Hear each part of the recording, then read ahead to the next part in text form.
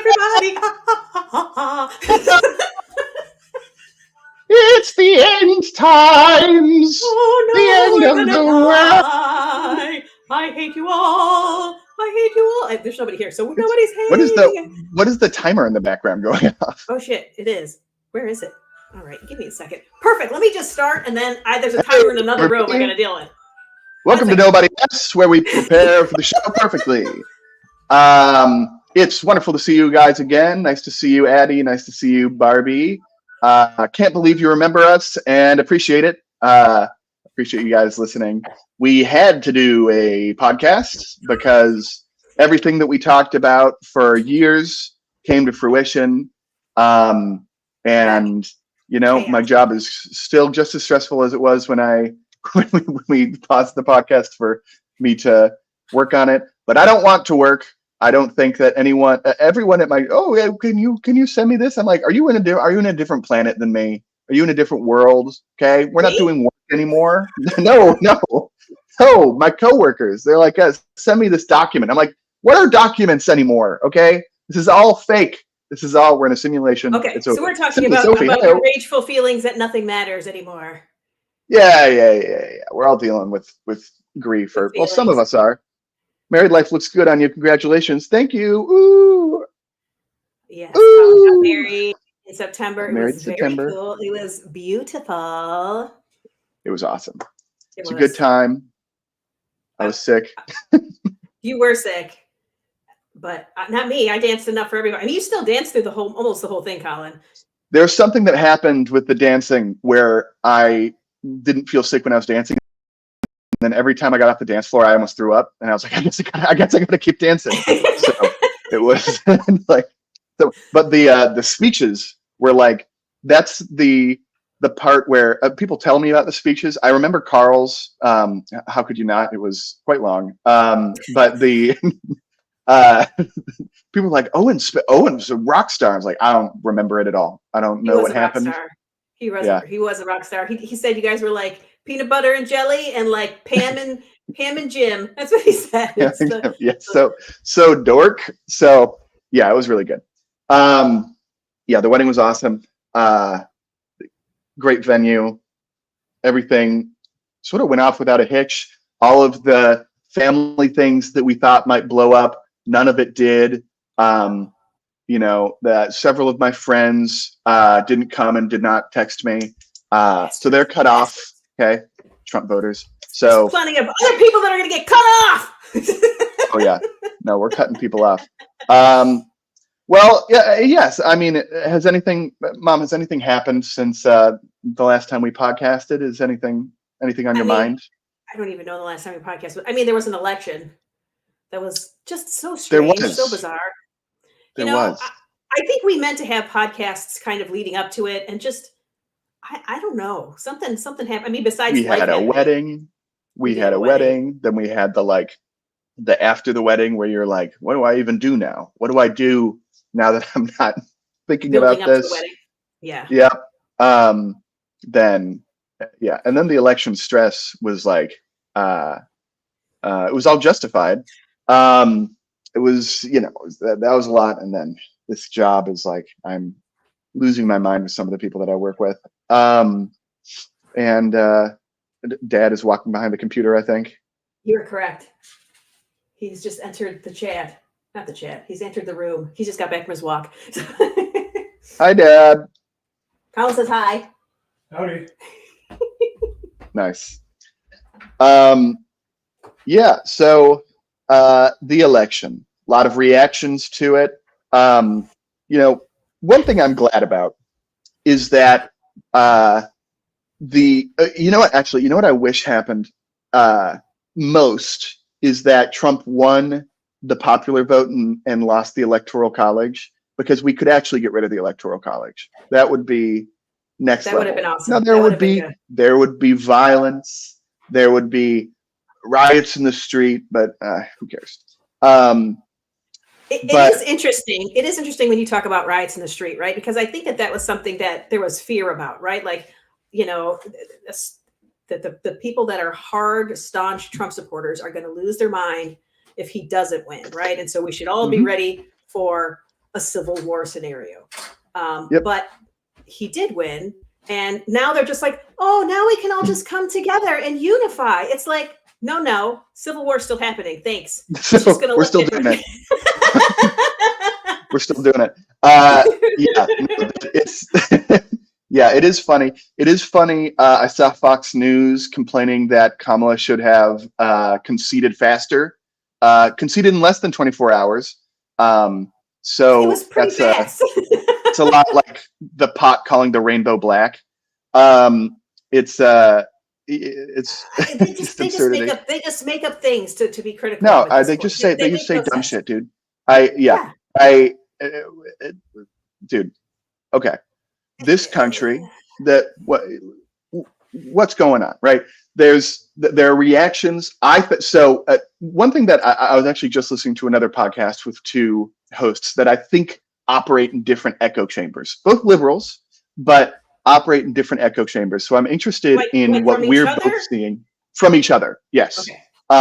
One is like, I'd say an ultra leftist, and then the other is like closer to a neoliberal, probably still considered a leftist by Joe Biden, but like but not as far left as this is the Ben and Emil podcast.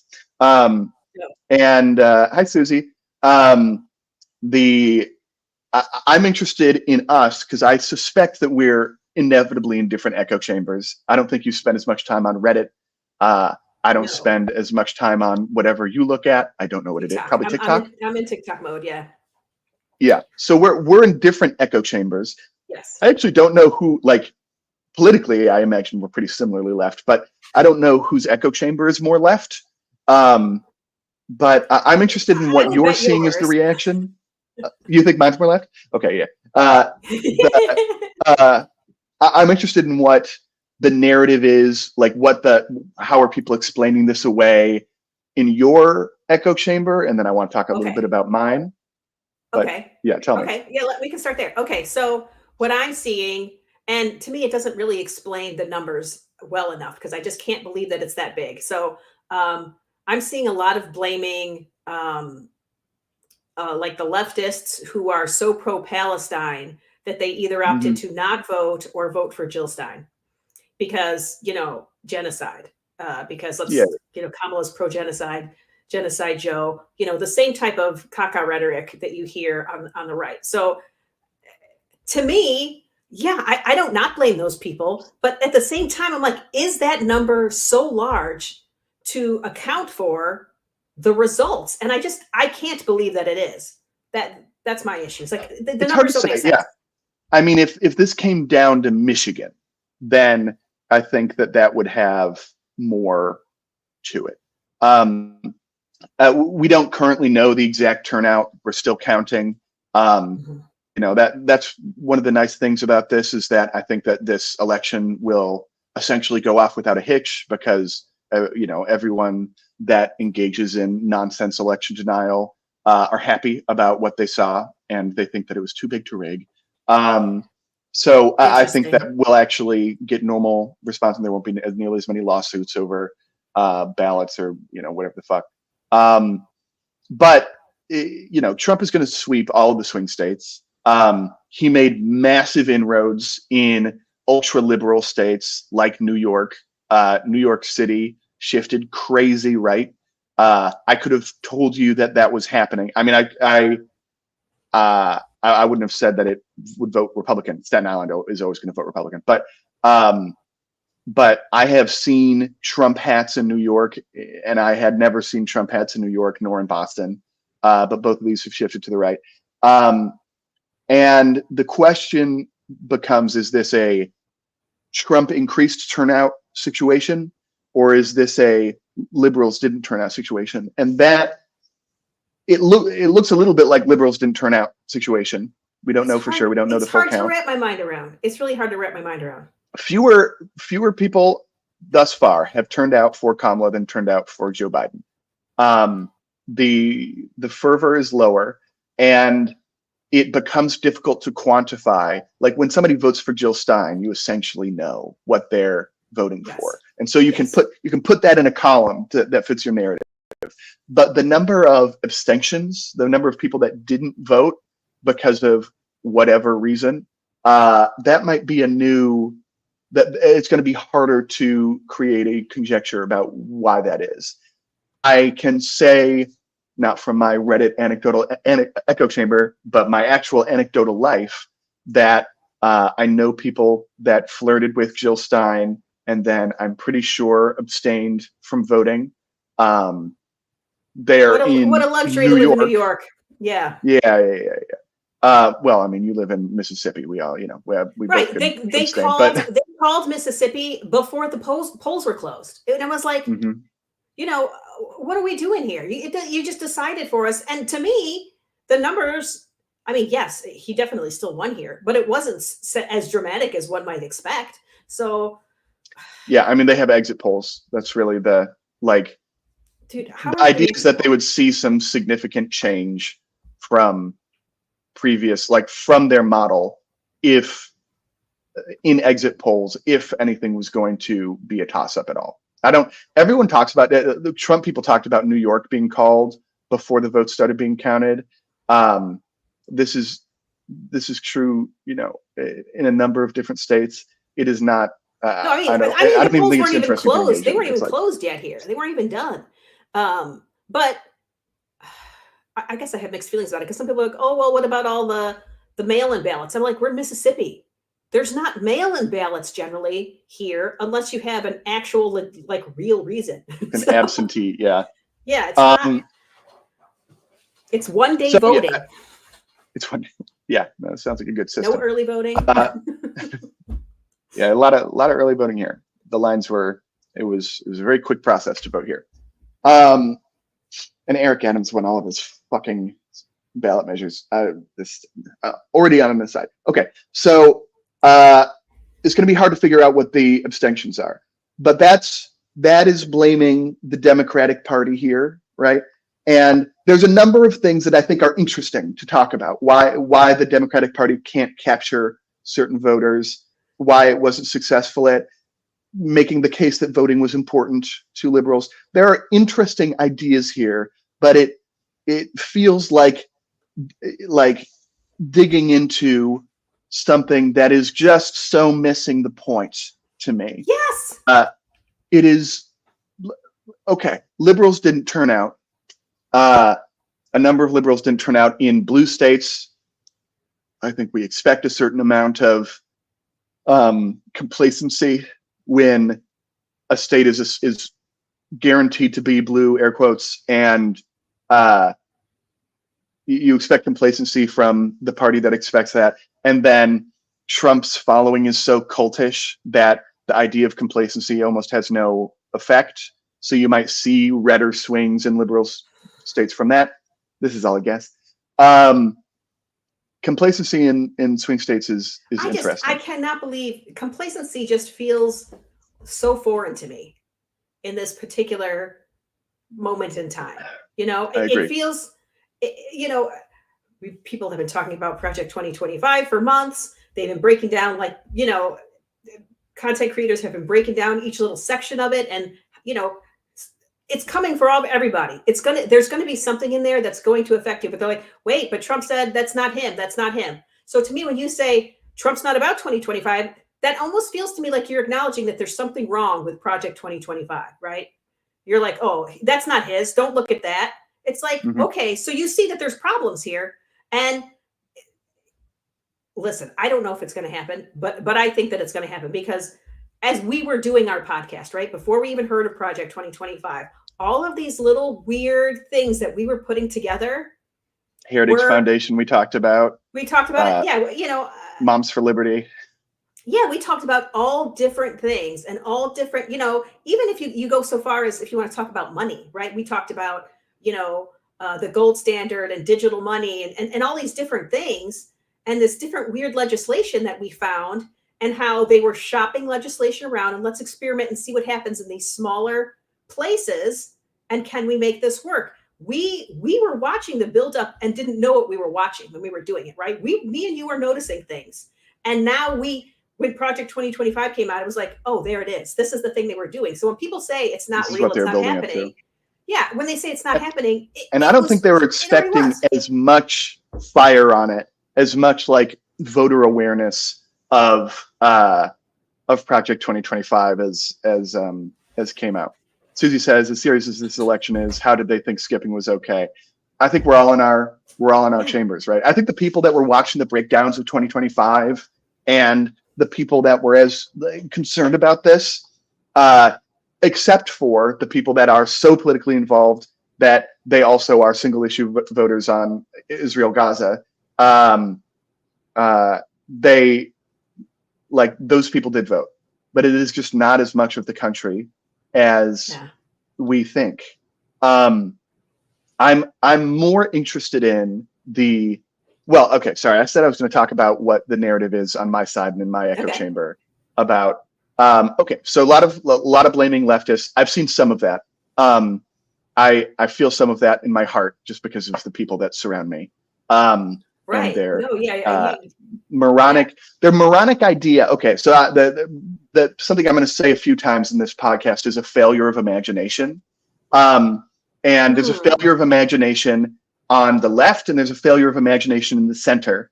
And I think there's maybe a failure of imagination on the right. I just think it's different. But different. The failure of imagination on the far left, the Genocide Joe, Kamala's complicit in genocide group, is the idea that what Israel's doing right now cannot get worse. And so wrong, okay? You're insane if that's what you think, right? You have drunk the Kool-Aid. You've completely drunk the Kool-Aid if you think that what's going on right now cannot get worse, okay? We have a country of Israel which is at least trying to appear in the war like they are doing things to prevent civilian casualties. I'm not debating I guarantee you people in the Netanyahu government are completely fine with civilian casualties. I guarantee you that there's a massive trove of people in the government there that wish that they didn't have to do these things. But we are seeing pamphlet dropping. We are seeing letting people know about strikes before they happen, things which are, on the face of it, meant to prevent civilian casualties. The armament of Israel is absolutely capable of flattening Gaza, okay? Yeah. So when we talk about like 40,000 or 50,000 deaths, that's terrible. It's less than 2 million. And 2 million deaths, I feel like leftists don't want to hear this, is worse than 50,000. No one likes death arithmetic here, but there is more pain and suffering to be had here. And the only party of the two-party system that we have, which we can debate, but the only party which was possibly budgeable on trying to tighten the screws on the Israeli government to end the war, to find a peaceful solution, to do anything that you want, is the liberals. That is the only shot that you have. Trump was the guy that moved the embassy from Tel Aviv to Jerusalem. That was considered a major provocation against the West Bank and Gaza and Hamas and the IDF, or not the IDF, the what's the other Palestinian Liberation Front? PLO? PLA? I don't know. PLO? One of those, right? Considered a major provocation. Trump is the one that talks about them finishing the job, right? And yeah. I don't think that he means like finish the job as in create a ceasefire. I don't think that's the eventuality you're leading to. It's definitely not what he means. So and he's heavily pro-Israel. Right, yeah, Gaza is right on the water. You know, when they're saying, we are going to turn this all into luxury beachfront property, that's not hyperbole. Trump just hears that he can open a golf course. Okay, that's what Trump hears. Like he hears there's a pesky group of people down there that don't seem to want to come into our Western world, and I think that if I put some sprinklers there and some nice landscaping, I can get people to pay $250 for a green fee. So that's his thought process. So yeah, I have some like failure of imagination rage against the left here on. I'm going to abstain. I'm going to vote for Jill Stein because I can't vote for Kamala.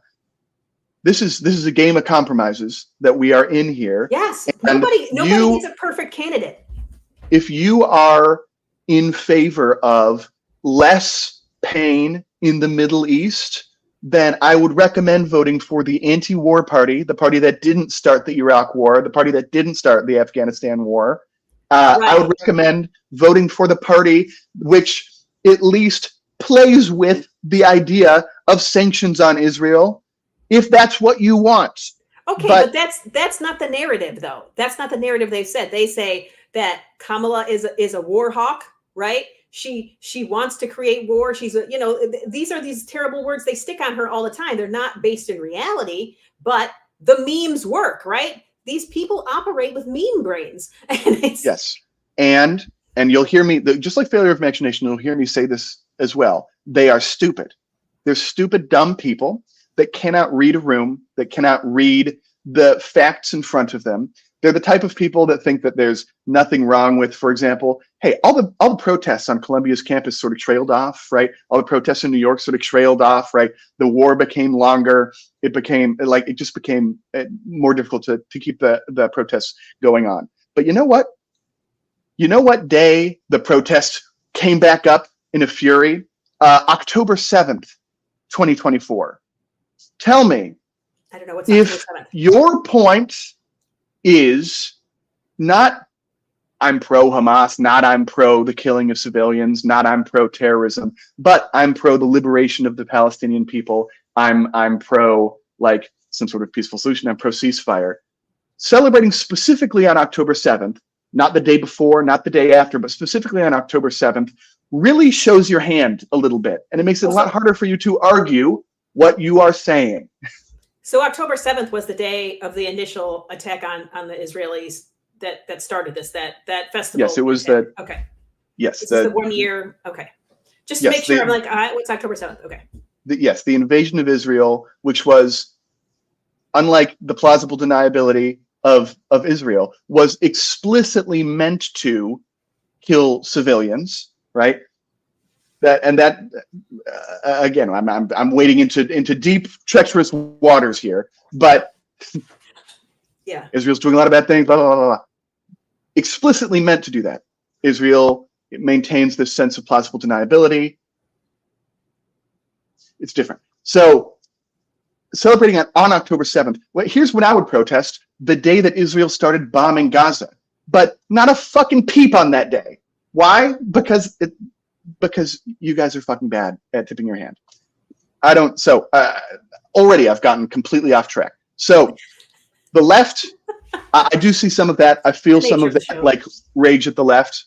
And eventually I want to get to my real thesis. But the other thing that I'm seeing, because it does sound like I'm in more leftist circles, is the left blame on Democrats for trending right, for abandoning the left coalition, abandoning the Bernie Sanders coalition, and expecting to still win. I think that argument is also stupid. In what way? What do you mean in what way? How do you feel that? How do they feel like that the Democrats have abandoned the left? I mean, I know the Overton window. I know that has shifted right, but that doesn't mean that there's an abandonment. I mean, I don't know. I think that they feel like Kamala Harris, who previously was heavily about police reform and spoke a lot about just classic progressive topics, didn't speak about that at all in her presidential campaign. It was a centrist candidacy from Kamala Harris. There wasn't a lot of work done to separate herself from Biden. There wasn't a lot of work done to talk about issues that leftists were concerned about.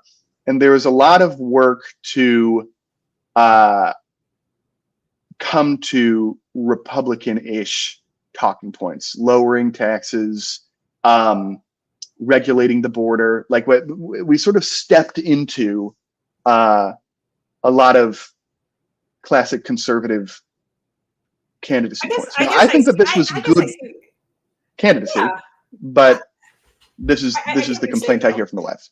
I mean, those were the issues, though, right? Those were the issues before us in that moment. But I do understand what you're saying, and I do feel like she was a little bit. Listen, there was no healthcare for all conversation. There was no. Agreed. Would that have been too much to ask for? I mean, I don't know. Maybe that was the feeling, because she was already like, "Hey, we're going to give business, people. We're going to give some what's the word?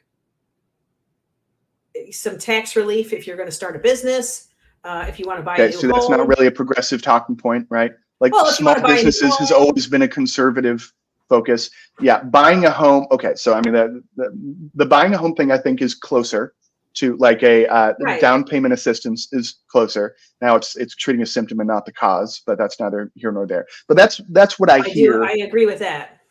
From the left on this candidacy is that the campaign focused on trying to persuade the persuadable middle rather than turn out the dedicated left wing.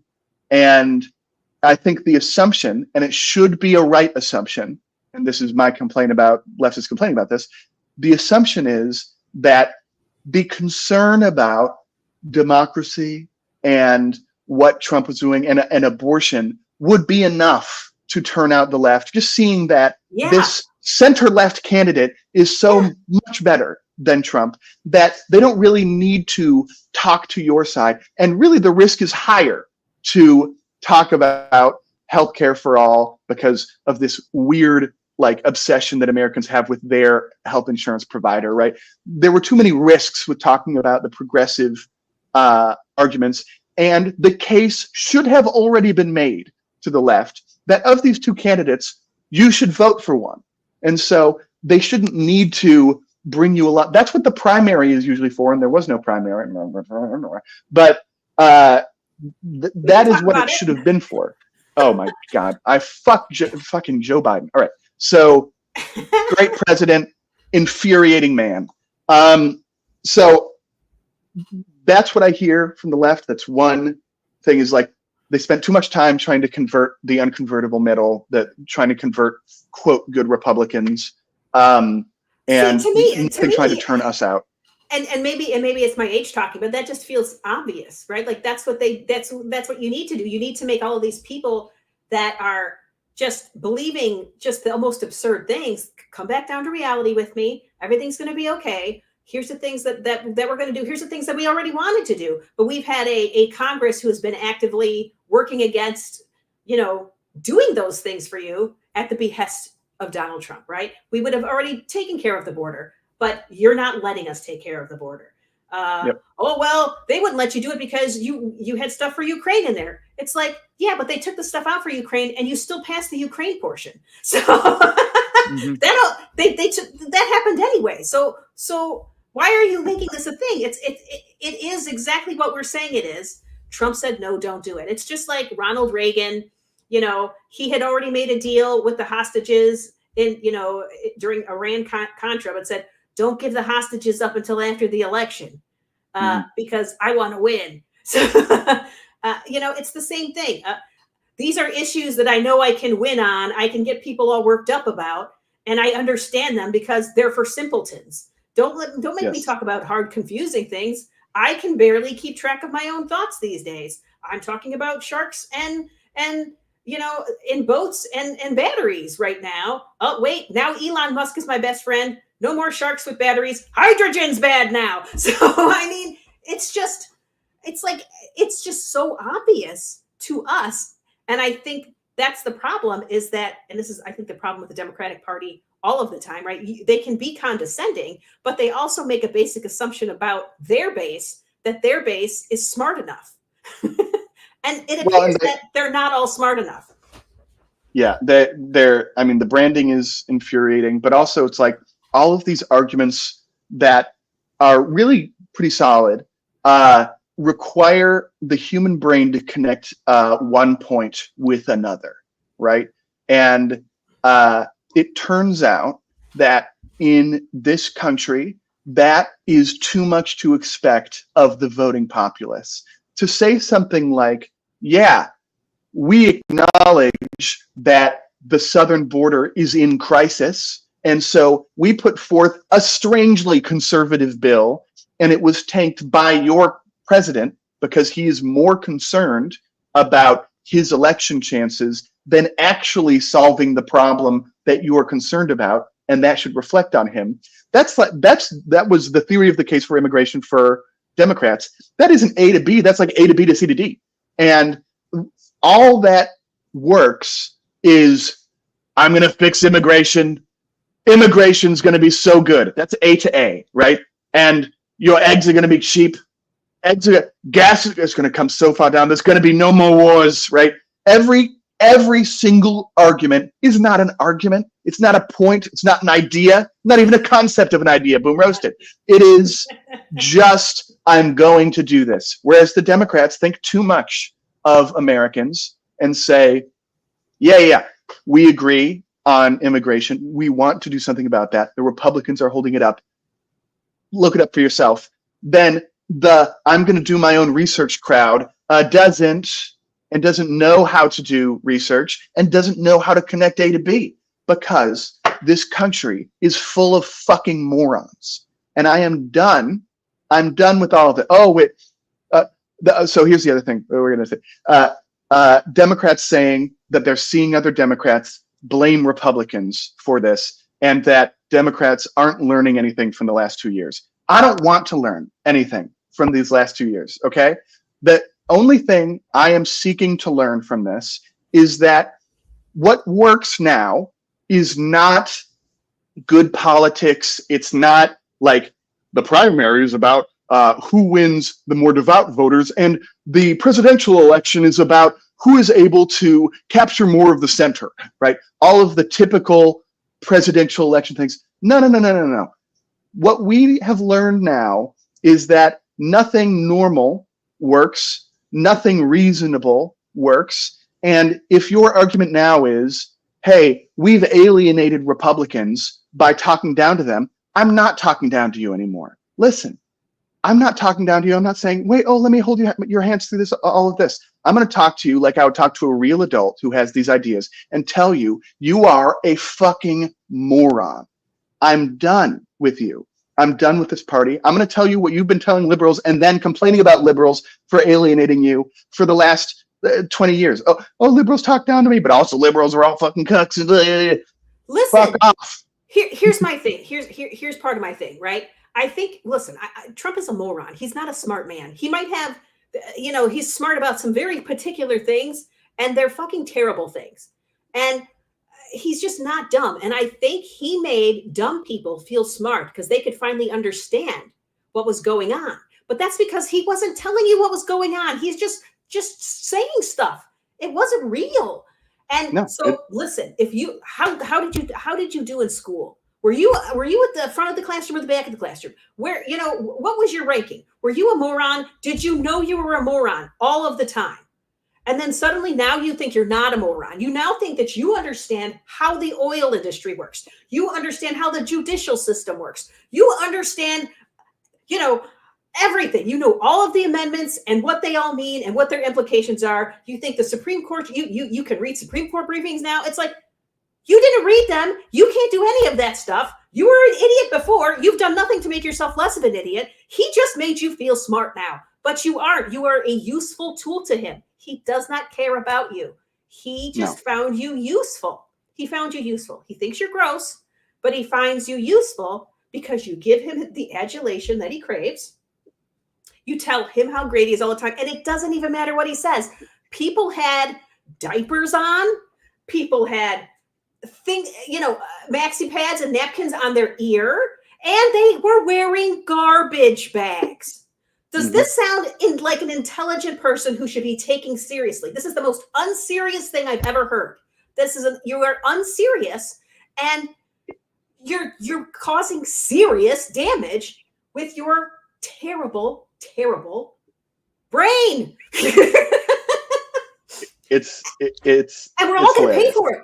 That's the thing, is what's going to happen, whatever it is. So here's the thing. I don't know if Project 2025 is going to happen. I don't know. I don't know if if Trump has actually separated himself from that because he's found something more useful to do with his time, because he doesn't care if 2025 happens. He doesn't care one way or the other.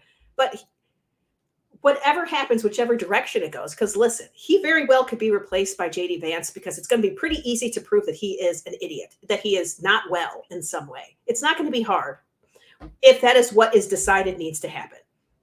And now we're dealing with we've got the people that are pulling Trump's strings, right? And then we've got people that are pulling JD Vance's strings. There's always somebody behind them that has a bigger, larger objective. And those are the people that I'm afraid of, because which one of them is going to actually get a hold of the strings, Because sometimes Trump is down to have his strings pulled, and other times he's not. It just depends on his mood that day, right? Just like my understanding was the people that were surrounding him before, once they saw what he was like, and when he had terrible ideas, they would say, okay, we will do that. It's just going to take some time. We'll get it done in 2 weeks, right? How many times we hear 2 weeks, 2 weeks? So he would forget about it. Yes. Yeah, because he would forget about it. And then he would bring it. Oh yeah, we're working on that. 2 weeks. Yeah, we're still working on it. We're still working on it. Yeah, absolutely. We're going to do everything you say. 2 weeks. But now I fear that those people aren't there anymore. Instead, there are people that are telling him what to do. Just like, okay, the idea that Elon Musk would somehow be in charge of cutting the government fat, right? Deciding which of these programs is wasteful spending and which isn't should be horrifying to you, because he doesn't like unions. He doesn't like taking care of workers in any kind of way. And so all of these safeguards that are currently in place, we can see them just disappear. They are in Project 2025. That includes, getting rid of overtime pay. The only way you could get it is in a 2-week block or in a 40-week block, and getting rid of unions. All of these things, and I'm sure there's other safeguards that are in place that they want to get rid of, right? Just all kinds of these things that are going to hurt regular Americans, and they're the regular Americans that voted for Trump. And it's just, this is the other thing that's in the zeitgeist of what I'm watching, is we're at the fuck around and find out portion, right? Mm-hmm. Yeah. We have fucked around. If by we, I mean, they. Oh, I can't hear you. You can't hear me? Can you hear me? I can hear you. You're very quiet. Maybe it's me. Maybe I started wiggling around and that's hey viewers, can you? Okay, it's okay. So we're in the fuck around and find out portion, right? And it's just like, yep, all this bad stuff's going to happen to you. We told you it would happen to you. We're going to allow it to happen. We're not going to stop it. And so there is a part of the people that I'm seeing that are like, you just need to dig into your community and help your neighbors and whatever. But I'm going to have a hard time doing that if my neighbor voted for this to happen. Yeah, why do I want to help you? Help your good numbers. I'm done with family. I'm done with family that did this, right? I don't like. I need to figure out some way to figure out which family voted for this fucking Nimrod. And I mean, it's I'm actually one of the first thoughts that I had is just like, I wish that they didn't come to my wedding, right? I don't want them. I don't know if they did. They might have all been swayed, but I just don't know. Doubt it. I doubt it. In fact, I even doubt it for some of the family members that we think like, well, they're good, right? Like Bill. I don't know. So I talked to Bill right before it happened, and he definitely was not going to vote for Trump. So he was like, how can you vote for him? He's just the worst. So even though he's a conservative person, he would not. Yeah.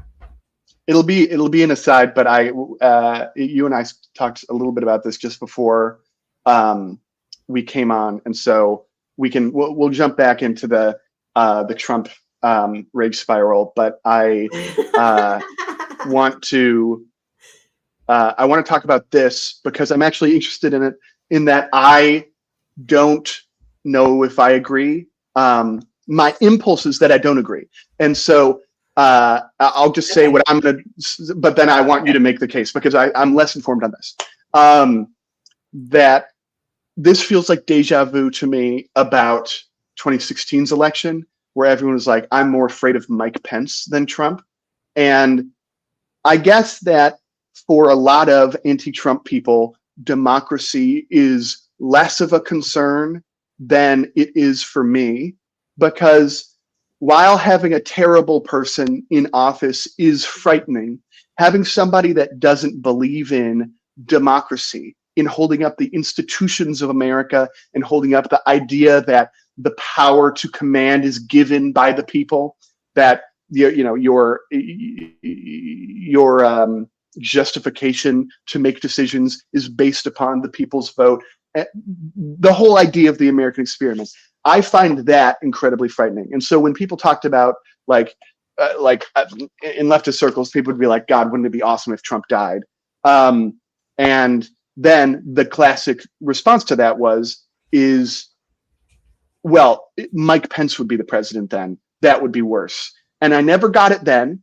And now, hindsight, but now with Mike Pence being like the most hated man in the Republican Party for upholding Democratic conventions to allow Joe Biden to take the presidency, I feel a sense of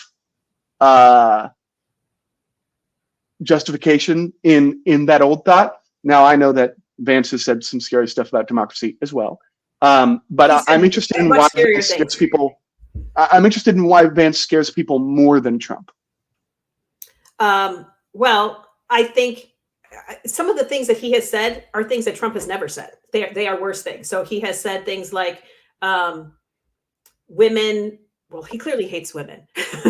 he has said things like he believes that a family, that the husband in a family should control all of the votes. He thinks that you should have votes for your children, and until they become of age, that the husband, the dad, should control those votes, and that he should also control his wife's vote. So there's that. Coming out of his own mouth has said that, which to me is a problem, right? That means that you don't think that I am a fully formed person.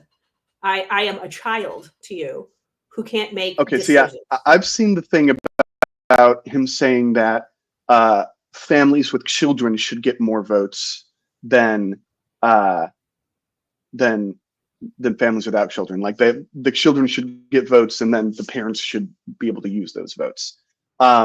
I haven't seen the thing about women, and I'm looking for it now. But okay, I could be wrong, but I'm pretty sure I got that right. He's definitely involved with the Heritage Foundation. He didn't write any parts of 2025, but he did write the foreword of a book for one of the people who is very involved in Project 2025. And he just says, okay, he's smarter. I think that's part of what makes him scarier. This is a guy that said he's a never Trump guy, and now he's Trump's VP, right? And you're like, there's a reason that somebody would switch that way if they're an intelligent person. It's that they found advantage to themselves to push what they want to push. And he has said so many absolutely terrible things. And he comes off as competent, right? I think there's a danger to smart, competent people who say terrible things and make it sound reasonable. That's what I don't like about, Vivek Ramaswamy. He was on with that's not how you say his name. No. That's not what I don't think he seems smart or competent at all. Okay, whereas I agree on Vance. He is a much better packager. And so if he's as bad as Trump, I agree he's more frightening. And maybe I'm drinking the Kool-Aid. Well, okay, they have different qualities that they come with, right? Listen, you don't have the same, Trump is led around by ego, and JD Vance does not appear to be led around by ego, at least not in the same way. We could sit and talk about how he had sex with a couch, and he just goes right back on stage every day as if that's no big whoop-de-doo that you just said that about him, even though that sounds absolutely terrible. I'm sure there are things that can rattle him, but it's just so much easier to rattle Trump, right? You can see who Trump is all the way around quite easily. You can see what moves him. He is ego-driven, and that is it. He wants the cool kids to think he's cool. He respects dictators, all of that stuff. Where JD Vance, I wouldn't say he necessarily respects dictators, at least not in the same way. He has a different mission, and it feels very rooted in religiosity, and the kind of religiosity that keeps women low. He went to Harvard, right? He's done a lot of interesting things, but he's done a lot of interesting things, and he has still ended up where he's at right now, saying the terrible things that he said. He's been poor. He's, he's got a rich backer right now. It's just a lot of strange stuff. And I just do not like people that say terrible things and make it sound reasonable. Trump never sounds reasonable to me, right? He's got charisma. Whether you like him or not, he's got charisma. You cannot look away from the nonsense he says, whether you hate it or you like it. And that's, Disagree. Listen, charisma doesn't have to be a positive quality in my mind. Oh no, I don't think it. I don't think it does have to be. I just find him so boring. He is so boring, dude. Did you watch his speeches? Oh my fucking God. I can watch them for a few moments. And it's the same. I can watch. And you can look away.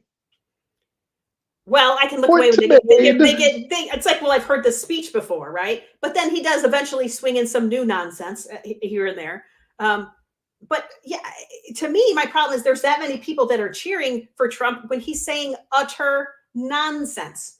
He doesn't understand what asylum seeking is. He's not a smart man. But to me, there's charisma and the things that he respects, right? He respects power and the illusion of power. So that's why he likes Putin. It's why he likes, all of these various dictators. It's why he wants other famous people to think that he's great. And if a famous person doesn't think he's great, then he's going to come and say something mean about them, right? Mm-hmm. He's a child.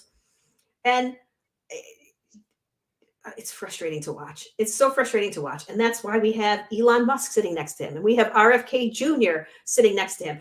To me, I'm like, well, if I know we're talking about getting rid of the Department of Education, which is also a problem. But if you're going to keep it, why not put Roseanne Barr in charge of it? She thinks you're great and she's famous and she is the least qualified person to be in charge of the Department of Education. Let's make Hulk Hogan the Secretary of State, right? He can go and talk to other countries and have the illusion of strength. I'm a big, strong wrestler. It's ludicrous. It's a simpleton mind. JD Vance isn't that. He's not a simpleton. He's riding on Trump's coattails to get where he wants to go. He's willing to say or do and rationalize, right? Rationalize Trump's terrible ideas because it gets him where he's going. Because I don't think Vance could ever get the presidency on his own. But he can do it. All he's got to do is just stand behind this other guy and wait for him to keel over in whatever method that takes. He's dangerous. Yeah, I don't think, I agree he's dangerous. I don't think I fear him as much as Trump. But I think that it is a argument of whether or not you fear a bad person that's an adult and has a head on his shoulders is scarier than not just a child, but a terrible child running the government. The competency issue is that, okay, so if it was Trump's first term, I think I might agree. I think the apparatus that's been constructed around him to serve his childish impulses is frightening. And this is another, I don't think it's a failure of imagination for the Democratic Party, but I do think it's a failure of imagination for the center voters here. What is the risk of putting an anti-institution, anti-democracy child into the office as a protest, as a tear it all down vote? Well, the risk is that he controls the nation's militaries, that he has an apparatus around him now that will serve his whims, that he has the fucking nuclear codes, that the presidency is powerful, and he's been very successful in his absence at increasing the power of the presidency. God, if Biden would just for a favor for me, use the power that the Supreme Court gave him. I mean, the Supreme Court said that anything that he does from now until the end of his presidency is legal, as long as it is an official action. So Biden, come on, say that you've got a little bit of dementia and that you accidentally ordered for the culling of the Republican Party. Okay. I'm just let's just make it happen. The problem is, what's the ramifications of that? What happens next? It's like a many-headed snake. You cut off the head, a new head or several new heads pop up. And were they more dangerous than the first head? So while I do find Trump dangerous, I don't know either, but I think that it's a concern. It's a concern to me. And while I there think was Trump such is a fucking dangerous, opportunity after January 6th. There was that the Republican Party oh, I agree. was ready They to messed give it up. up on Trump. They were ready. And I don't think we messed it up. It was the Trump voters that messed it up. All right. So this is, we've gotten there. That it was the Trump voters that could not look at this situation and recognize that something wrong had actually been done by their fucking deity. Okay. This is the whole thing. Well, This is real condescension, is not blaming Trump voters for seeing January 6th, for seeing Trump deny election results, which have been proven correct time and time again, for seeing him refuse to concede power, refuse to concede to a peaceful transfer of power, still refuse to recognize the election results back then, which, by the way, I think that we should just say, hey, he's right. Those were the election results. And so we're going to give him the presidency right now, and he'll finish his second term. But he won't leave. I think the concern is that he won't leave. But no, he won't. And this is another failure of imagination. Although I actually think that Trump voters don't care about it. Taught from being a kid was the great, like the great sacrifice of George Washington was not running again, not becoming a king, conceding the presidency, and conceding that the presidency needs to be something that rotates and is elected and is granted by the people, and the power of an incumbent is too great. So that was the glory of George Washington. That became a democratic norm that was broken by another president, and then it got put into the Constitution so that we would not have another 3-term president. And they're talking about taking that out of the Constitution. I know, because they're done with the American experiment. They are ready to send us into the next stage, which is a fucking autocracy. Authoritarianism, fascism. Oh, scary word. Fascism. Like, they are ready for it. And the failure of imagination of the center and the right, and this is something that I saw in one of the liberal podcasts that I watched, is that Democrats overestimated how much preserving American democracy mattered to people. And that is depressing. Yes. Okay? The idea that you could have any fucking concept of the history of the planet and the monarchies and authoritarian worlds that preceded us, and just how terrible it was to be a serf and to be like a peasant, which is what all these fucking Trump voters are, right? That certainly the mass of them are. To look at that and then look at what the American promise gave us for all of its problems, how good shit is in America, and to say, I don't really care about a Democrat or about a candidate who wants to tear this down, who wants to be the supreme leader for the foreseeable future. That is depressing, and that's not the Democrats' fault. That's not the left's fault. I agree. That is a failure of imagination by the center. And I agree with everything you're saying. Like, literally, this is exactly how I feel. Your dad and I were talking earlier. He's like, I think I'm disappointed in the character of America. I thought we had a different character. And I feel like it's very true. When was the last time you heard anybody talk about, freedom, the land of the free? Those aren't words you hear anymore. We don't use the word, they don't use the word democracy, right? They say we're a republic, we're a constitutional republic. They say those words, right? And that tells me, why are they saying that? Why are they trying to separate that from Democrat? It can't just be from a democracy. It can't just be because Democrat sounds like democracy and Republic sounds like Republican. It can't just be that. When they say that, it means something else as well. It means, oh, I don't actually vote for stuff. I just pick people who vote for stuff because I'm an idiot whose opinion doesn't really matter. I want to be led. And I want to be led by what I think strength looks like. Yeah, but here's the thing, Republicans, that what you're engaging in is taking away your ability to decide who you're led by. Okay? That You might decide it right now. But what if you change your mind, right? What if Trump finally does the thing that you apparently care about? I don't actually think there is that thing, but what if it happened? Doesn't seem like there is that what thing. if Trump's policies that every economist agrees are going to raise prices, since it's all about the price of eggs, you fucking morons, right? What if he actually makes America worse? Don't you want the power to decide who you're led by? Sorry. Well, okay, so there's this guy on TikTok. He's an oil industry expert. His name's Mr. Global. He's recently kind of partnered with Mark Cuban, because Mark Cuban likes to go on to all the shows, but Mark Cuban, when he's talking about the oil industry, he's getting his information from Mr. Global. So one of the things that Mr. Global says is that Trump says he wants to cut oil prices in half.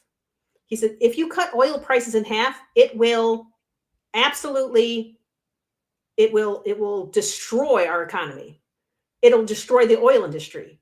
In half does not work. And it happened during Trump's administration, right? The price of oil went down so low that they had to close refineries. It was no longer profitable to keep a refinery open. And we lost several refineries during that time period. And now we are producing more than we've ever produced before, even missing those refineries. The technology's gotten better. They have improved the capacity of the refineries that we do have. And we are producing more oil than we are refining more oil than we ever have in the past. But you cannot cut them in half. The only way to cut it in half will put small oil companies out of business, and ultimately probably all of them. And it's not going to get you the results you want, because it will tank the entire economy. It's not real. He can't do it. And if he does do it, because never has a president ever done it before Trump, but he did make some deals with Saudi, and he had them cut production, and he had them increase production at different points. He had them flood the market. That's why we had prices that were so low that ended up taking out American oil refineries. He had them, he flooded the market. It happened again with steel. And it kills American industry. It's the opposite of what he says that he wants. You're asking people to connect to A to B to C. It's the problem. Right. Again. No, but for some reason they can connect the XL pipeline that had no effect whatsoever on oil prices, but they'll blame it on that and say, well, Biden got rid of that, when it's like, well, Biden didn't technically get rid of it. And also that had no effect. We've got plenty of pipelines. They're all over the place. They do what we need them to do.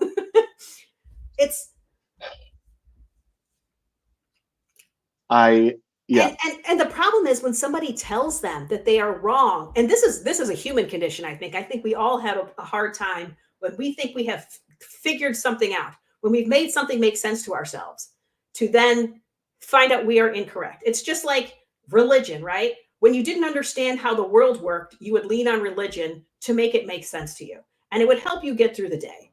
But when something else came along to say, oh, but actually this is this thing, there's a scientific reason for what's happening. It was like, science, you scientists, you sound like the devil, right? You're evil. I can't believe you. I can't have the entire way that I understand the world be rewritten with this new information. And it is part of the human condition, but I think that's where maturity and wisdom comes from, is to be able to recognize if you have something wrong. And there is no wisdom in America as a whole that I can see. It impresses me greatly. And I don't understand how. I don't understand how people went to the same schools that we went to, and grew up in the same America that we grew up in. Even I'm barely Gen Z, but I'm Gen Z, and they're just very clear ideas that are articulated in schools, whether they're propaganda or not. They surrounding democracy, surrounding freedom, surrounding the American promise and all of that.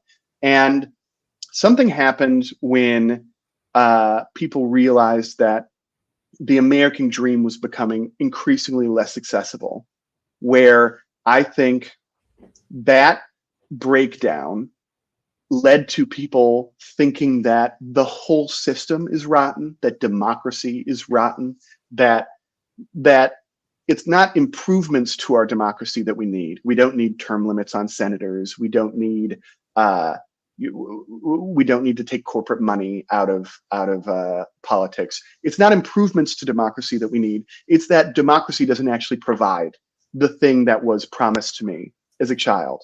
And so now I'm anti-democracy, and I'm anti all of the institutions. I'm anti the American promise. I'm all in on this Trump flag and not this American flag. And it is a failure of the imagination to look at this and see that things are wrong and not see that things can be worse. Everyone just thinks that they're in the worst case scenario right now. You are not. You are. It's fucking unbelievable how well things are going, considering who you elected in 2016. It's unbelievable.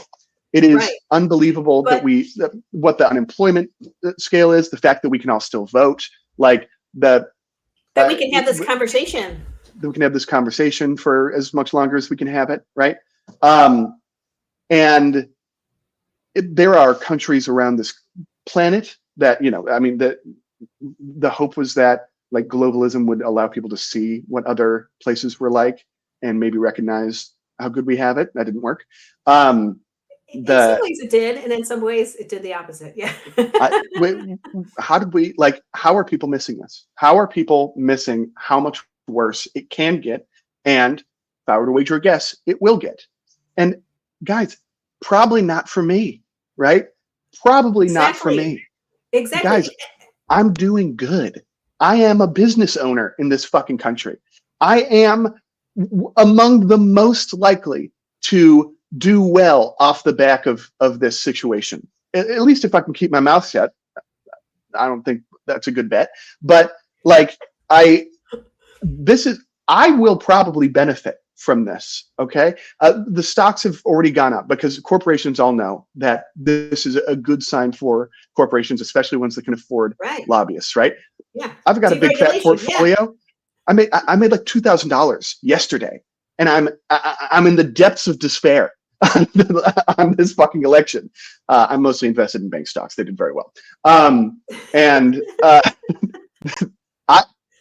the winner of this situation. Not only that, I work with a company I run a company that anticipates what the government is going to do and then just helps businesses operate with respect to the government. We write RFPs and we write grants, right? We help other companies access funds from the government. And will they be there? Trump's not cutting spending on the things that I'm concerned about, really. That we help with security, and we help with we're not helping individuals apply for Social Security. We're not helping individuals apply for welfare. Right. We're helping companies and nonprofits apply for expansion efforts. Exactly. Companies, businesses, things like that, not people. Because for some reason, we think that a little disabled person is taking more than a company is taking from the government. Yeah. And I am ideological, right? The reason that I'm mad about this is not because it has a negative effect on me. It's so unlikely to have a negative effect on me. It is my free speech and all that. I do care about that. No. Here's my concern, right? You just got married. I have no idea, when you would be planning to have a family, and if you'd be planning to have a family, does it, you're in New York. It's been delayed.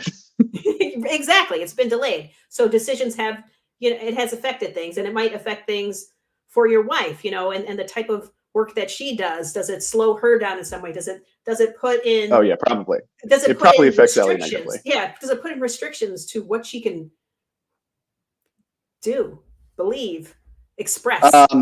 Do believe, express? Yes. If she was doing like stem cell research, which I think that there's occasionally like ideas of stepping into it, that is probably more in question now. However, it is the Democrats that are the most concerned about animal ethics, and Ellie does a lot of animal research, and so I do think that I think that the nozzle's gonna be opened up on that baby, especially. I mean, she's working in neurodegeneration, she's just gonna need to get a corporate partner that can profit from whatever her research is.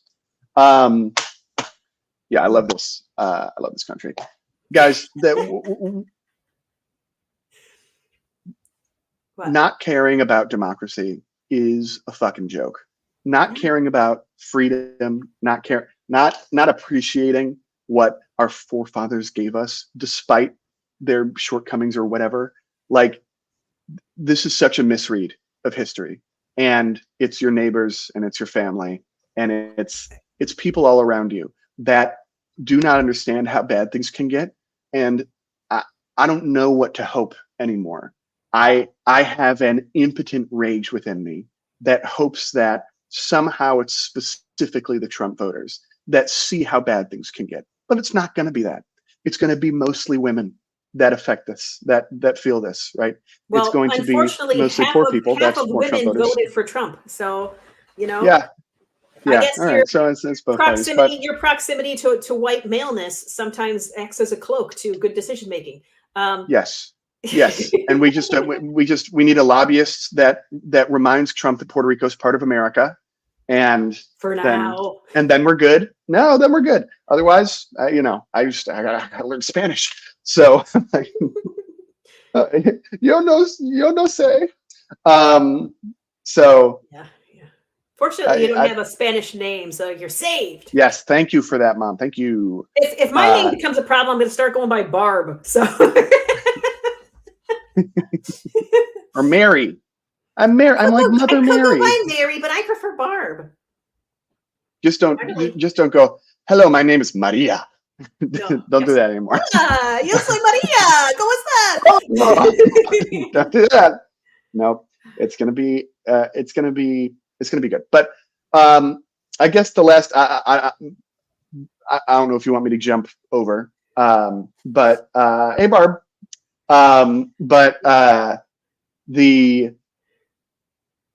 I guess the next question is, what should the Democratic Party and what should Democrats do? Is there something to do, or do we just sort of put our feet back and go, all right, let's see how you fucks do? You know, that's a great question. I mean, there's definitely a part of me that just wants to let it all burn, you know, because you've got a Supreme Court that's doing the work. I think I do worry about to what level it will hurt non-white people in particular, you know, but I don't know what to do about that part. I think I actually worry, and this is actually something I actually did want to talk to you about today. And it was the most diverse Republican coalition in election history. Right. It's concerning. Throw that out there. So I worry about, so, you know, there's been a lot of talk about the Department of Education in particular. You know, we don't want to hurt little kids' feelings about bad things in history that happened. And so let's just not talk about them, or just make them not sound so bad. And so that concerns me about the idea of having a generation that doesn't know the terrible parts of history. And it's perhaps because of all of the voucher programs that are being touted, perhaps they're going to schools that are more focused on religion instead of science and things like that in history. And so you said to me once, and I think it might've been during COVID, that you said, I think our education system is not going to be the same. I think there are opportunities here to change our educational system and make something new. And that stuck with me. And I think this might be a time for somebody like you, who has access to very interesting people and grant money, to come up with a new school, you know, for, you know, if people are going to be homeschooling, or if we are going to be voucher programming into these schools, can we have a school that really does focus on what we want them to focus on, to counteract the other side? Blind school of white guilt. It doesn't have to be about white guilt. It's about, you know, a more accurate reflection of history, the good and the bad, but also science, math, you know, the things that you're going to need. That I feel like science is getting lost more than it should be. You know, it feels like there's only the desire, it feels like, to educate to the minimum requirement to be a functional cog in the capitalist machine, right? We really don't need a ton of people at the top of that machine that are super smart. We need a bunch of small cogs down here doing the dirty work. So you just need to know basic math down here. You don't really need too much science. just a tiny bit. You know, you need to know just enough math to be a good consumer also. You just don't need all of that other stuff. We just need you to believe that everything we tell you is great. We need you to be as gullible and uneducated as possible. And so I just need a school that's going to be the opposite of that, because I do fear for the educational system and an entire generation lost to that idea. And I don't know. It feels obvious that you would start with possibly an online school, but it doesn't have to only be that. It could expand into, physical brick and mortar schools, chartered schools that are under the, I don't care what the name of it is. We can just call it the Colin Wasserline School of Not Being Dumb. And, just like there's McDonald's all over the place, they're franchised. We can franchise schools too, and they will teach the stuff that you really need to know. Perhaps they will teach you how to understand propaganda, to see between the lines, all of these other complicated things that we don't teach people in school because you want them to be gullible. But, maybe we can teach them a little bit more practical thinking, and there's a word for it. I can't think of the word, but all of that stuff. Yeah, it does conflict with my objection to private schools, but I suppose sometimes situations change. If they're all going to be private, why not? Hey, do you know what I also think would be cool? This is unrelated though. It's just the private thing. I think it would be really cool do you know how like NASCAR drivers, you can see who all of their sponsors are on their jacket? I really wish politicians also had to wear jackets like that. One, because I think it would be hilarious, because I want them to be suit jackets, because that's the kinds of jackets that they wear. But I want them to all have the badges of all of their sponsors all over them, so we can see what they're all about. But that's not going to happen. But I'd like to see it. It would make me laugh. It seems like a fun art project, maybe, if you can dig into the details and create images of politicians with their that would be their such jackets. that would be such a good art project. Yes. That would be solid. It feels so far away now, complaining about like corporate influence in politics. It's like, that's such a liberalism is still winning type of argument to have. And I'm like, dude, wait, I don't think we're going to have another election. Like, I think it's over. It's very possible. It's very possible. The next thing will we have to take the next thing by force? I don't know. We'll just wait it out and see what happens first, because there's no reason to do it right now. Let the collapse happen, and hope that you have set yourself into a situation where you're going to be okay, right? I think you're going to be okay. I think, despite the fact that we're in Mississippi, that could be a lovely cloak around here, that nobody expects what we're doing. But I think we're okay. I don't know. I do worry about Owen a little bit, because he's a senior in college right now. Yep. He's not established in any way, but he is the whitest of us all. Yep. Somehow his genetics all went much lighter. I just want to, in the situation where elections can still happen and we're not killing political opponents, right? Yes, I've moved out, Barb. He's in a proper home. I'm in a home. I've got stairs. I still live in New York City. Can you believe it? Stairs. Indoor stairs. Indoor stairs. This is part of my apartment. Do I have roommates? Yeah. It's pretty nice though. It's pretty nice. We have a backyard. You do have a backyard. If we're okay, so let's take that. I think there's a 50% chance that there's still an election. I think that maybe that's how it feels right now, because there's so much unknown right now. I think that it's possible that he was talking he was just talking a little bit of shit when he was talking about killing political opponents, right? And so I think it's possible. I think his handlers kept him from doing it previously. He wanted to launch missiles at Mexico, of all places. It seems so stupid. That's Mexico. That's different. Dumb. It's dumb. I feel like I can steel man that argument, but it's not political opponents. It's a different thing. cartels. All right. The Missiles. Sorry. Yeah, we would never fire missiles at our enemies. That's not what America does. At Mexico, it just seems so silly. It seems like a joke. I think it would be fair to say that there are organizations in Mexico that are having a worse effect on everyday Americans than Iraq is. Like, yeah, okay, yeah. So that Putin there might still be elections. The question being if there is a fair election. I think it's a 50% chance. I'm not convinced that this one was, but perhaps. I think it was. It was? Okay. I mean, I think it was. I think it was in the way that they usually are fair, right? Like there are state level, methods for decreasing turnout in certain areas, but in terms of actually counting votes and such, read. I think it was an accurate read. I think that our country is actually like this. That's so depressing.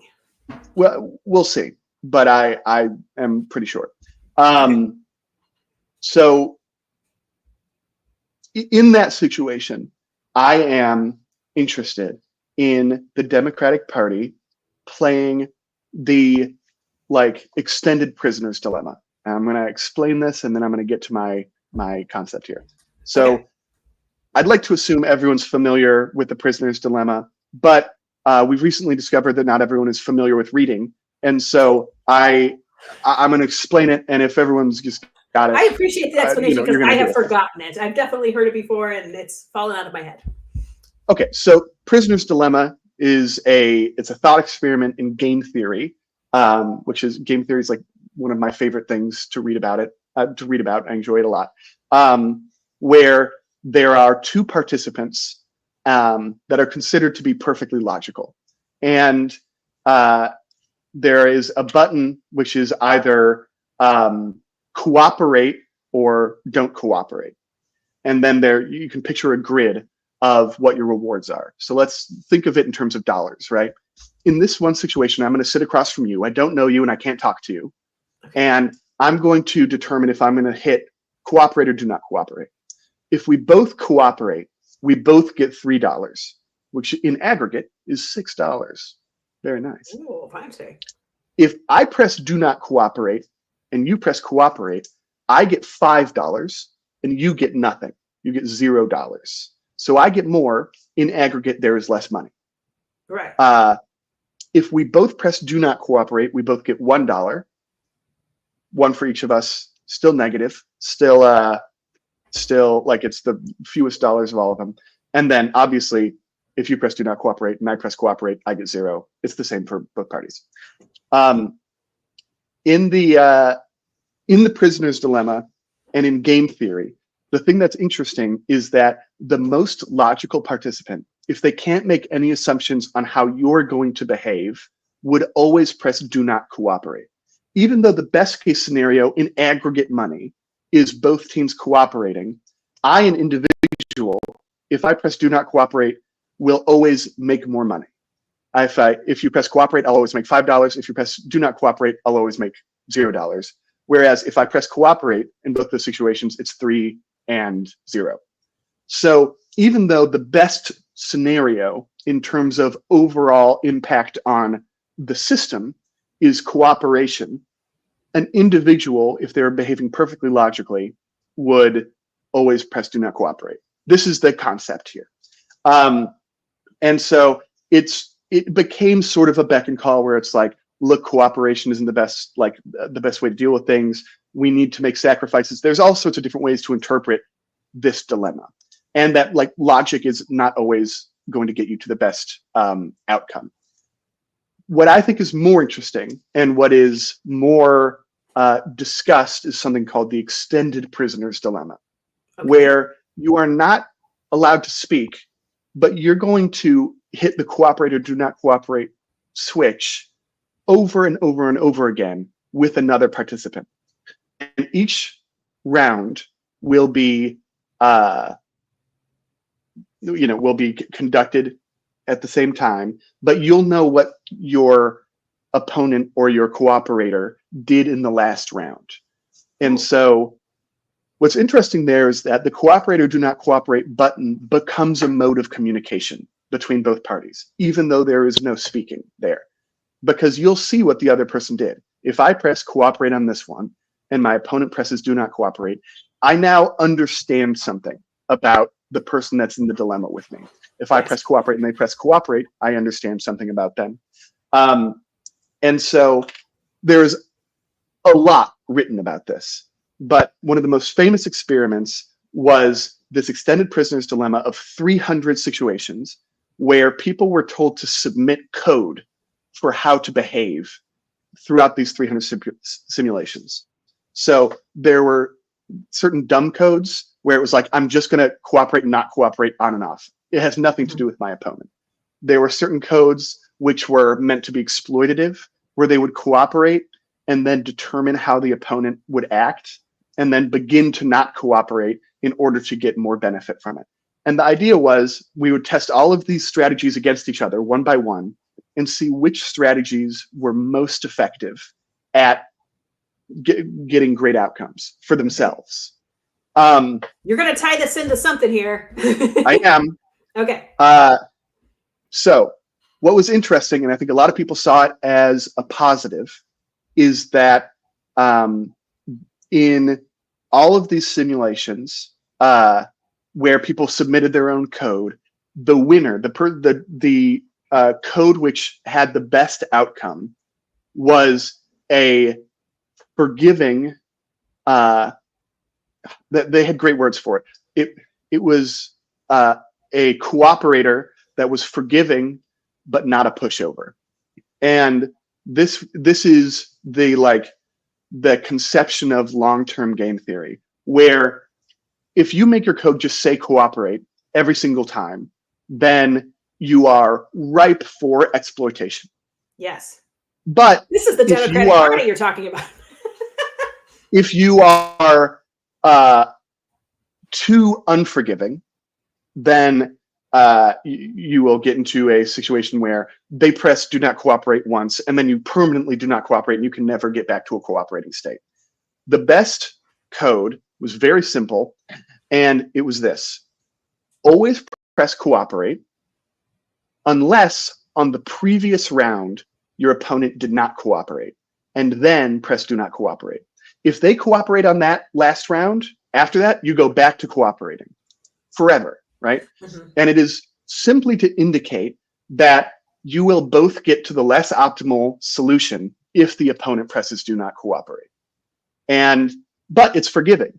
If you do it twice and then I start pressing do not cooperate twice and you go back to cooperating, I will come right back with you.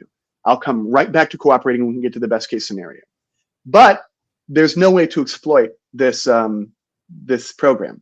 I think the Democratic Party has been trying to cooperate for too long and has been working with an opponent that has been pressing do not cooperate essentially no matter what. And in that scenario, if you are in a do not cooperate only opponent, there is no point to cooperating. There's no point to forgiving. There's no point to any of this. You will always get the best outcome if you press do not cooperate. And wait for them to prove you wrong. Just wait. Wait for them to try and cooperate once, punish them that time, and then come back to them. That's the only situation. We have been waiting for this Republican Party to act like fucking adults and act like we're all in the same boat, we're all in the same airplane, and we're all trying to get to our destination. And they have refused because they're playing single prisoner's dilemma and are seeing that do not cooperate is always successful for them. So we have got to stop being forgiving.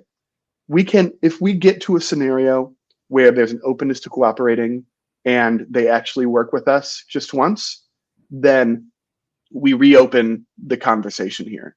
But at this point, we have got to play dirty. We have got to play outside of our ideals, outside of our conceptions, outside of all of this.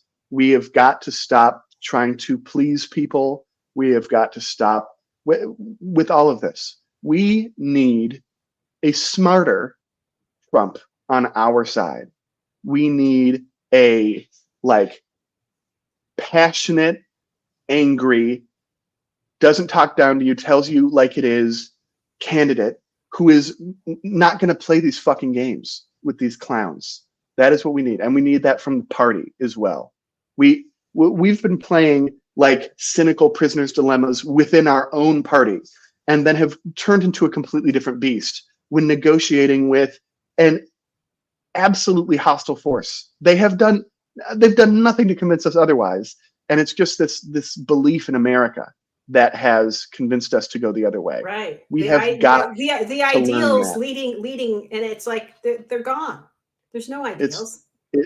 We can get back to them, right? We can get back to them, but it's not right now. It's not right now. But we cannot get back to them by being pushovers. The pushover scenario is only going to push it further in the Republicans' favor. And that is why I am running for president in 2025. That's what? We're doing elections now. More elections. I thought that, Colin, I enjoyed that very much. That feels like end of the podcast right there. That was a great end of the podcast. I mean, unless now we want to roll into something fun, like, I mean, I don't know. Like we used to do GeoGuessr, but it doesn't have to be that. I'm like, no, let's do it. No, listen, I was going to say something. Sorry. I don't know. Are you open to showing pictures from the wedding, or is that too personal?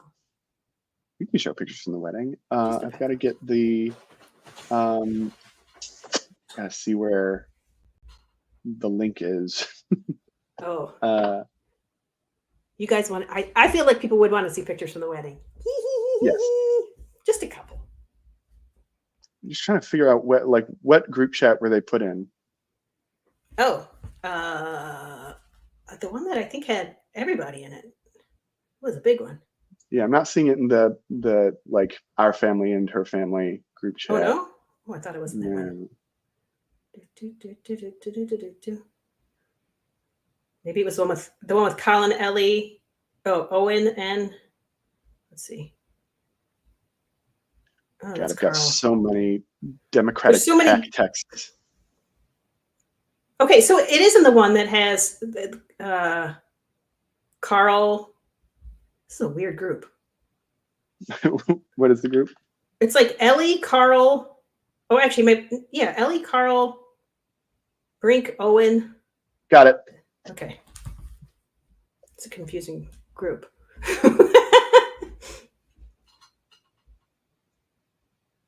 See, Scotland wants to see. I'm working on it. Barbie says it's refreshing to have us both back. I do appreciate that. Oh, let's see. What we got to click on? Slideshow. We go to here. We can go to the first look in family. So pretty, so pretty. Let's see if we click on one, it would make it big, I think. Oh, click on this one with Dad down here. This is so cute. Oh no, that one with you and Ellie right there on the side, or any of these. This one? Yeah. I can't tell. Maybe the middle one.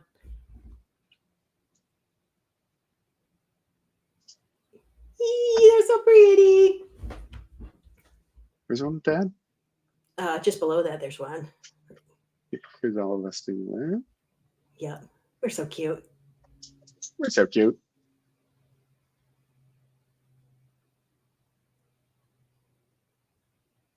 So cute.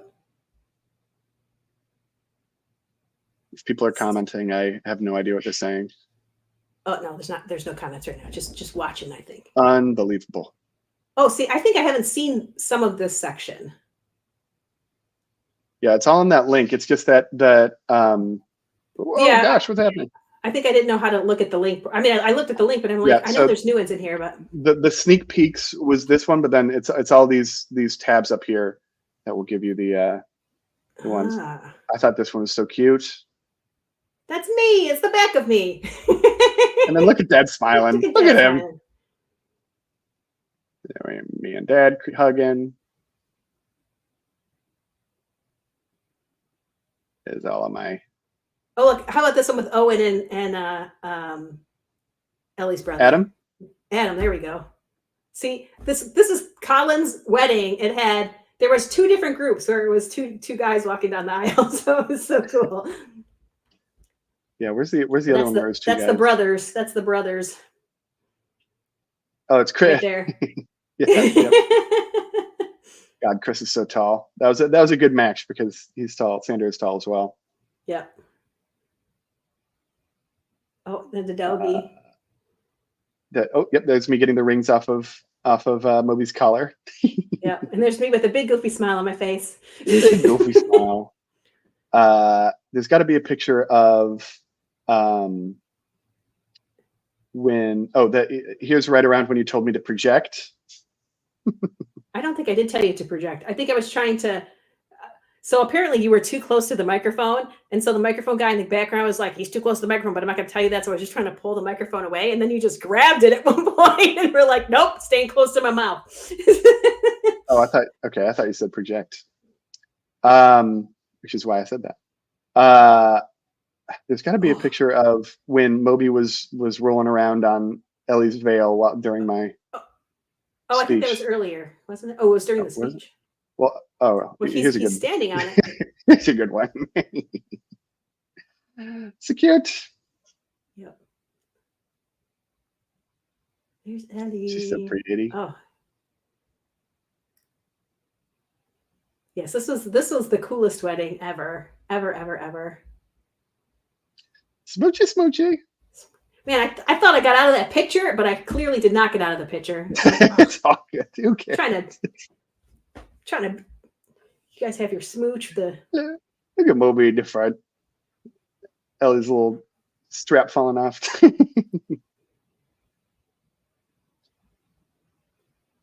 There's your grandparents who are tiny. Your tiny grandparents. Yeah, where's my? Oh yeah. There's my tiny grandparents.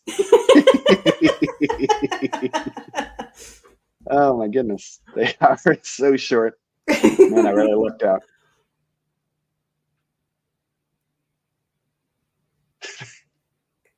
Is that Adam? Man, It's Adam running with wine. Yeah, we need. Oh, see, I never got to see this.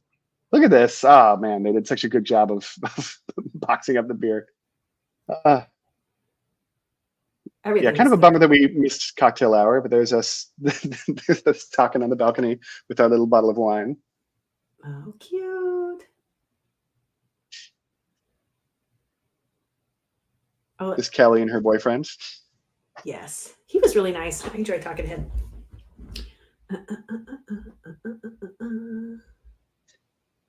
Oh my gosh, how many pictures did they? She got you at all different times. That's good. Yes, this was like the sitting on the Yes. ski lift. I was absolutely dying during these photos. This was the height of me feeling sick. Was these? Oh, really? It's like They look good though. I was between every single one of the photos. I was just like, I have got to get out of here. I'm gonna Colin blow up. can perform even when he's sick. It's just important to know when he runs in 2025, which feels like a weird year to start running. Oh, we're starting it now, dude. I'm gonna develop a cult following. That's the goal. It seems like we're gonna have to be online more often if you're trying to create a cult.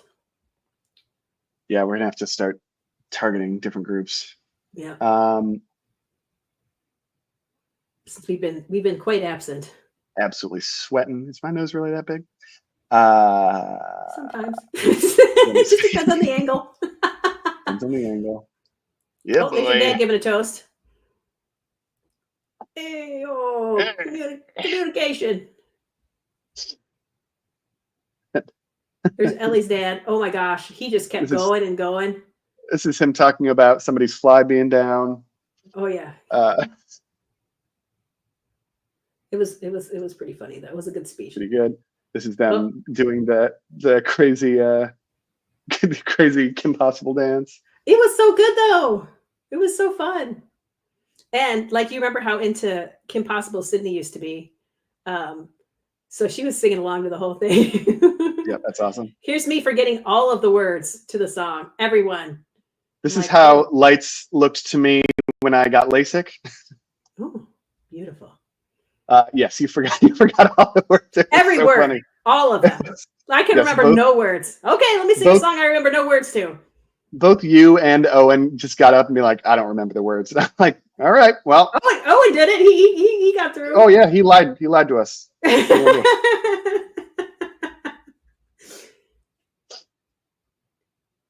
No dancing photos though. Sad. I know, we were really boogieing. Yeah, maybe because speeches went a little bit longer than our window. Oh my gosh. I danced to every single song. Well, and it started with the song that you recommended, Yes. What There's was the song? the cornhole boards, Come Down by Anderson .Paak. Yes. Oh, I think she was asking what song we were singing. We were singing A Man of Constant Sorrow. Oh, there's John and Hallie. There's Patrick. Yeah, I'm glad the cornhole boards made it there because I think that was pretty fun. I think it was awesome. They got used. And yeah, the canoe of drinks was awesome. I still have no idea how this tequila made it here.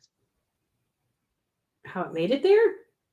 Well, yeah, because there's supposed to be a full handle of tequila in each of these drinks. Oh, maybe they decided like this too much. Yeah, right. Too much. Well, they're crazy. Yeah. It was fun. Pretty cool. It was the best. It was the best. It was the best. Wedding on a mountain. That's what it's like.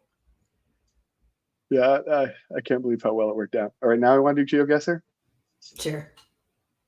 Sure. I can't believe there's 13 people watching us right now.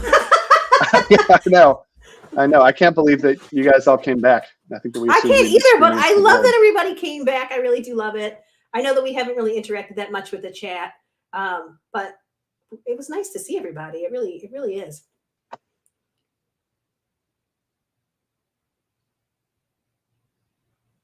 I don't know how to do this. What are we clicking on? Resume? Were you already on a trip? What does that mean? Oh my gosh, they took the single player down. What? Rude. Oh, there we go. Free daily game. There it is.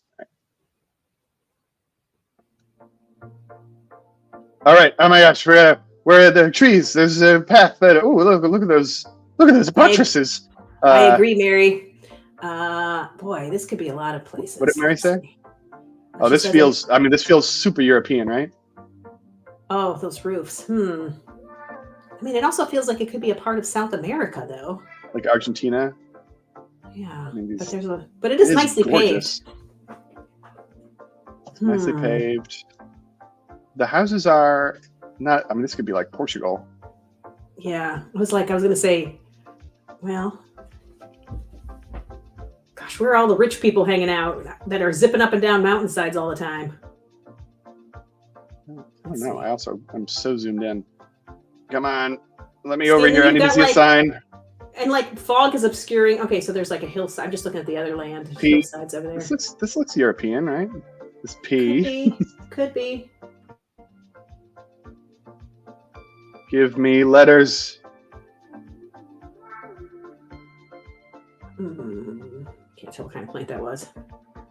There's fern. Okay, that doesn't tell me anything. That looks like a sign up there. Moist. Come on. Oh, nope, there's flowers. Interesting. Lots of ferns. Let's see. I don't know. Lots of stairs. I mean, this has got to be a nice area. Oh, okay. Let's see. Garbage can.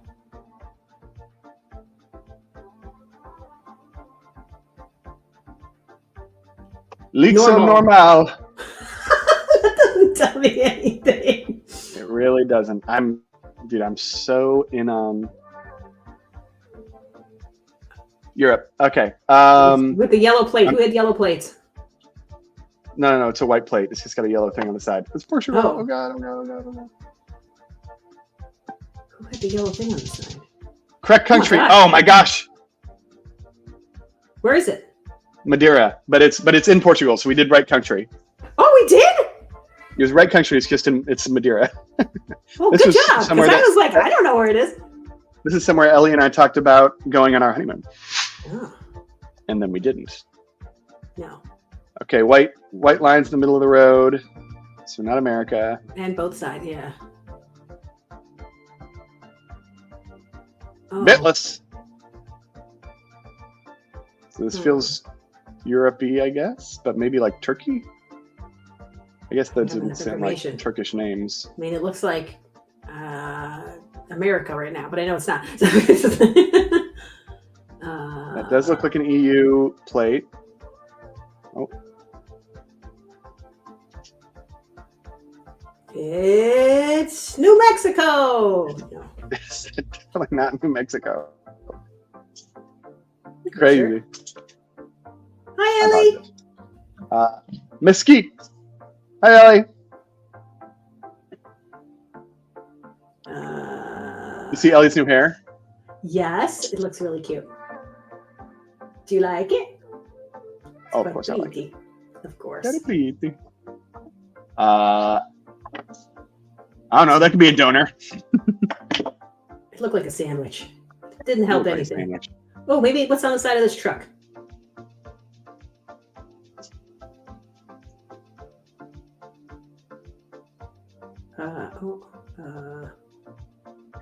Atacon petrol.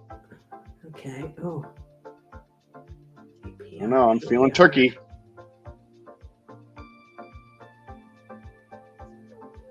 Tillicali mud.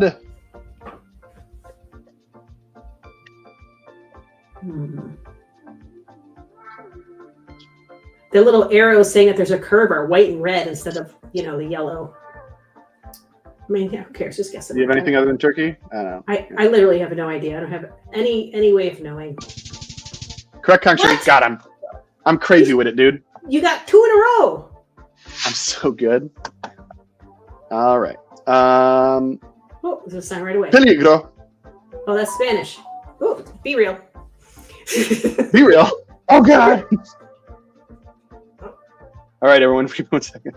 Hold on, we gotta take a picture of what we're doing. Be real requires it of us. But we're thinking like Argentina or? Maybe. Yeah, peligro. That means that's like danger in Spanish. So somewhere that they would speak something Latin-y. I can't see the sun. Keep going. Whoa, that looks I crazy. can't see any of that. Let's see. Keep going. Let's look at this this porta potty. No, Green. No information. No information on the porta potty. And that one doesn't look like it has information either. Oh, look at that cute little box. Diga. Siga. Potty. Potty. That's not how you would say stop. Where do you say stop? It does have a yellow line in the middle. It could. It doesn't feel like Mexico, but it could be Mexico. Potty. I'm a little thrown by potty. Fin trabajos. Okay. Work ends. That is what that means. See. See. See. Well, now I'm like, but fiend feels French, but the other word was definitely Spanish. So is there some language between Oh, those you got to two? turn on your lights. Wait, is that And there's a what it says? little memorial here. Oh, Someone died. wait. I think it's Mexico. Just because of the is it the yellow line that makes you think that?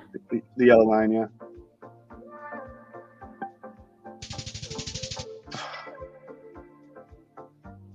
Chile. Chile. There's only That was- 3. That feels like the right number. We did good. Yeah, we did good. We solved democracy. Why are you So blurry. Did you put a blurry filter on? Nope, he just thinks that there's something. He just thinks that there's something really close to it that it wants to focus on. Oh, we lost it again. Weird. Who knows? Well, I do appreciate everybody coming. Are we coming back regularly? I don't know. I think we would like to. I just think it's It's so hard. hard. It's We so have a- depressing. Everything we talk about is so crazy. But It is good to launch my political campaign. So, Sure. So if you want to launch, what better time to get into politics than now? I think if we can come up with a reason to come back. So it's hard for me to want to deep dive on, various topics that feel like they don't matter, right? The rule of law feels like it Just might not talk matter about Trump anymore. stuff all the time. That's so fun. Who doesn't want to talk about Trump stuff all the time? I mean, I don't want to, but it is what it is. I would be more interested in possibly uncovering all of the people behind Trump. Who are the people in the background? Who is he going to appoint to various cabinet positions? I don't even think he cares about having cabinets. We'll call it the hit list for no reason. Ooh, we're going to change the name of our podcast to the hit list. Not what could possibly go wrong. Yes. Or just like try and goad Trump into it. So, yes. Oh, sorry, I'm not in frame. All right. Well, thanks for coming and listening to our rant. And, it's all for naught anyway. What are you going to do? Oh, I'm not blurry anymore. Yeah, just went away. We just had to stand up for some reason, and then it corrected itself. There you go. There you go. So I think at this point, I would say we're not going to come back regularly, but I hope that we do come back periodically, and if it feels right, then we'll do it more often. Indeed. But I think we just had some stuff we needed to get off our chests. Yeah. I don't even think that we were that terrible about it. I think we were kind of chill about it.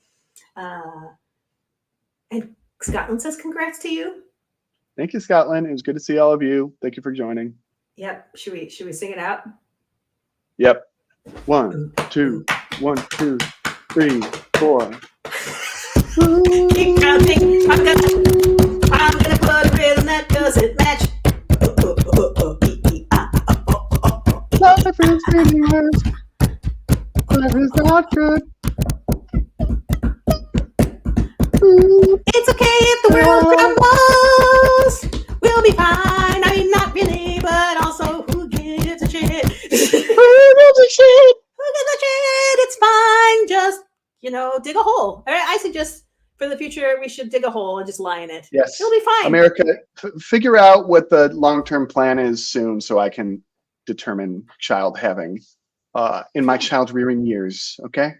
Also, I really want to know if abortion is going to be banned like countrywide, because I don't want to risk anyone's life. I mean, even if we live in New York. To hear the people talk, they say, no, it's just brought back to the States. Hello. Oh, yeah. Bad. No, nothing's going to change. Hello. No, why are you even talking about that? This is us ending the show. We're just going to keep going instead of ending it with an accident. No, now we're going to end it. It's just like, I don't even like ending it. It's just like crazy. It's like,